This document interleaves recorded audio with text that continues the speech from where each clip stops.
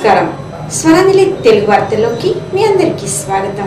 Vidhan Sabha election సందర్భంగా సొల్లపూర్లోని సమాజ బాంధవులను కలిసేందుకు అఖిల భారతీయ పద్మశాలి సంఘం యొక్క రాజకీయ విభాగం అధ్యక్షులు బొల్లా శివశంకర్, అలాగే మహిళా అధ్యక్షురాలు వన్నం దుష్యంతల వీరితో పాటు ఆల్ ఇండియా పదాధికారులు సొల్లపూర్కు వచ్చారు.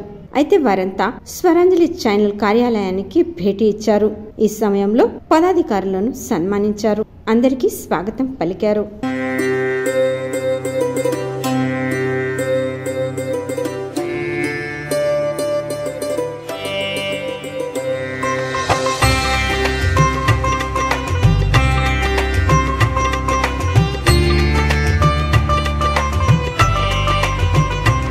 ఈ వేళ ఆల్ ఇండియా మీడియా విభాగం యొక్క రేణుకా బూధారం మరియు స్వరాంజలి పరివారంలోని సదస్సులు పెద్ద సంఖ్యలో హాజరైనారు. ఈ సమయంలో తెలుగు కోసం చేస్తున్న స్వరాంజలి ఛానల్ కృషిని వారు ఎంతో మెచ్చుకున్నారు. అలాగే ముందు నడవడికలకు శుభాకాంక్షలను తెలిపారు.